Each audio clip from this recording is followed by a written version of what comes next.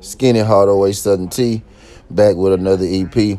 Y'all do your boy a favor, y'all smash that like button for your boy when you roll on in. Whether you're here for a good time or a long time, I greatly appreciate you sliding through. If this your first time, do your boy solid. Don't make it your last time. Hit that subscription button as well. We talk this good boxing, MMA, sports, parlays, predictions every single day, not just today. Today, we here with a battle of the Giants PFL / Bellator fight card. Francis Ngannou makes his return. He's returning against Ferreira, and what I'm expecting to be a banger. I'm expecting somebody to go to bed, but what we gonna do here is we gonna break down the entirety of the card. I ain't gonna hold y'all up too much longer. Let's go and get into it. In the first fight, we got Ibragimov versus Nachos Campos. In this fight, Ibragimov should win fairly easy. No fight is easy, right? But all things considered, Ibragimov should win this fight fairly easy. I got Ibragimov by knockout. If anything happens other than Ibragimov knockout in this fight, I'll be totally shocked. Should be a stand-up fight in which Ibragimov has the advantage. Ibragimov by knockout. The next fight, we got Ngannou versus Derek Sanders. Derek Sanders is coming off a huge upset in which he explode and he bust everybody parlay. It's this little dude out here. They be doing these PFL prediction videos. He tried to call Derek Sanders a nigga. I know he did. I know he wanted to. He wanted to so bad because he said something with an N word, and then he said this and then he did something like that. I thought that was the softest shit in the world. So if that little dude, they be doing these PFL videos, y'all happen to see this, next time, say it with your chest, pussy. But anyway, I digress. We got Derek Sanders. He's coming off a huge upset win, and I picked against Derek Sanders in his last fight. I'm picking against Derek Sanders in this fight, right? Derek Sanders shouldn't win this fight. Derek Sanders shouldn't win this fight. I'm expecting Ngannou path the least resistance to wrestle him, get him down. Ngannou for the win. In the next fight, we got Stotts versus Brino. Stotts is a -600 favorite. I don't think he should necessarily be -600 favorite. Maybe -300 favorite, right? Still a pretty big favorite, but at -600, make it kind of hard to play. But Stotts should win this fight. Stotts is a guy, he will, come out, use his stand-up, touch you up a little bit. But he's best when he gets to fight in the clinch range, grappling range, into the ground, which is what I'm expecting him to do. I got Stotts to win on the money line. He's probably going to, ground him out, right? Maybe not necessarily ground and pound, but most definitely expecting him to wrestle fuck him and ground him out. Stotts for the win. In the next fight, banger. Feels like a main event kind of fight. Feels like main event, co-main event kind of fight. I feel like this is the UFC level fight right here. I feel like both these guys very well could be in the UFC. AJ McKee is more than talented enough. Paul Hughes was actually almost in the UFC but chose to come to Bellator PFL. So this fight right here should be great.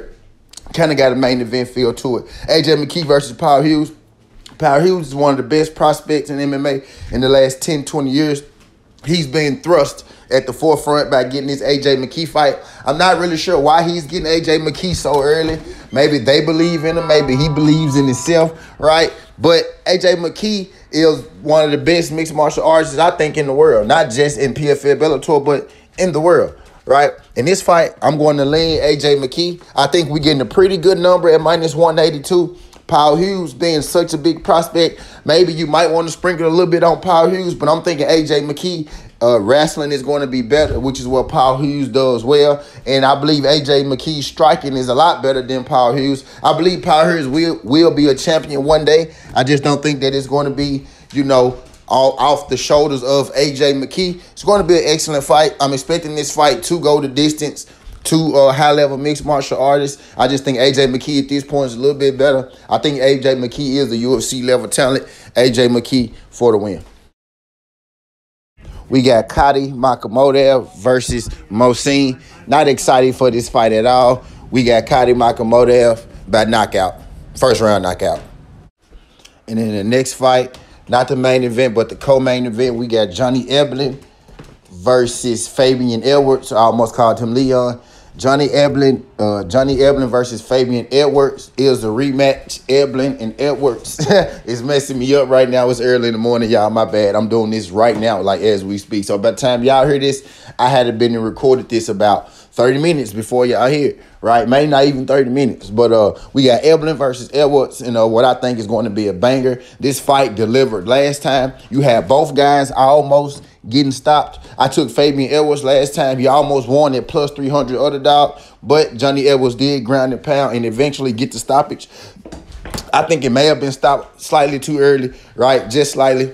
Not gonna complain on it. I'm expecting this fight to be more of the same. Fabian Edwards is way better in the stand-up. Johnny Eblen is way better on the ground. If this fight can get taken to the ground, Johnny Eblen wins again. If it can't get taken to the ground, Fabian Edwards is probably going to win.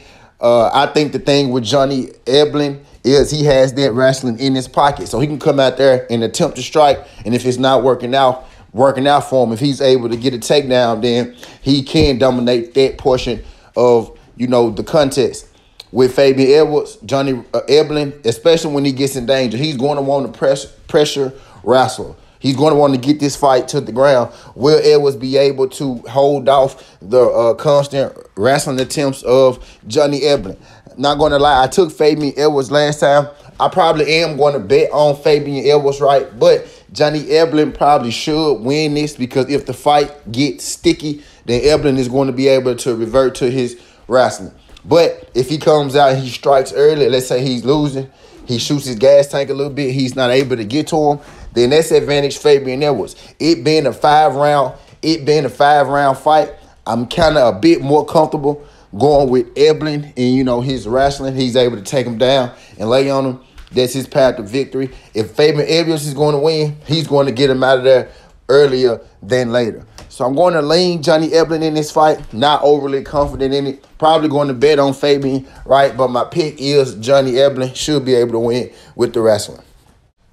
And my bad, I said the last fight was the co-main. It's actually the co-feature. The co-main is the fight that we're about to talk about now. Chris Cyborg versus Larissa Pacheco. Now, this is not necessarily the fight that we thought we would be getting. We thought we would be getting Cyborg versus Kayla Harrison, right? But Pacheco beat Kayla Harrison. So now you had Kayla Harrison going to the UFC. You got Pacheco, who's still in the PFL. Cyborg coming over to the PFL. Cyborg did have that one fight in the UFC with Amanda Nunes, and we all know how that turned out, right? But we got Cyborg versus Larissa Pacheco, and I'm actually surprised that Cyborg is the underdog in this. Not surprised because, she's just so much better than Larissa Pacheco. I actually think that they're pretty even, you know what I mean? But surprised in the fact that, Cyborg being the underdog is just not something that you're used to seeing. Now, I'm a Larissa Pacheco fan. I've been picking and leaning Pacheco this whole time, even before the fight was made. I had Pacheco pretty much against everybody, so this could be a little biased, but I am nervous with Cyborg being the dog because I don't like that. Cyborg is the most livest dog that I've ever seen in my life. I do think that if the fight gets taken down, Cyborg also has that advantage. She has that in her bag. While she does like to strike, I actually think that Larissa Pacheco's boxing is a little more crisp, who has more power, yet to be seen. Maybe I'm leaning Cyborg, but I do think Cyborg has an advantage on the ground. If she chooses to take this fight to the ground, massive advantage Cyborg. So I am a little worried about it. I'm taking Larissa Pacheco to win. Maybe I take this fight not to go the distance, right? Maybe that's a nice little money play that you take on that, right? I'm leaning Pacheco. My play would probably be fight not to go the distance, which is odd in the women's MMA fight, right? But Pacheco should win. The best bet would probably be the fight not to go the distance. In a main event fight, we got Francis Ngannou versus Ryan Ferreira. Been waiting on this fight like Christmas ever since Ferreira. Ever since Ryan Ferreira won the PFL all those months ago, about 9-10 months ago. At this point, Ryan Ferreira versus Francis Ngannou. This is Francis Ngannou's return to MMA, right? He had 2 fights in boxing in which he lost both. Had a pretty good showing against Tyson Fury, which he might have won, right? And then Anthony Joshua completely dismantled and destroyed him. Whew, that was vicious. But he's back in the MMA cage, back in his world of things, and this should be good. I tell you this right now, somebody get knocked out. There's no way this fight goes the distance. I'm leaning right now on Ferreira, but it seems like everybody's taking right now on Ferreira, which also scares me, right? Kind of like the Cyborg thing.